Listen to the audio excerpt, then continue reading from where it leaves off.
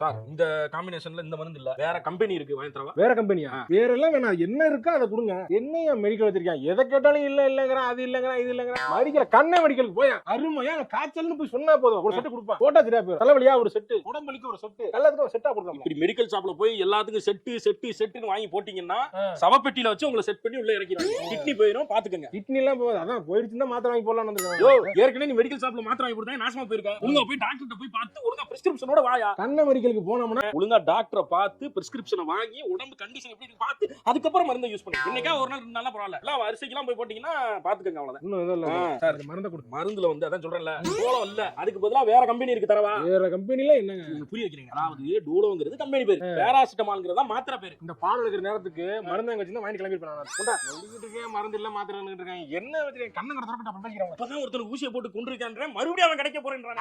ஐயோ, நீ திருந்த மாட்டாங்க போல.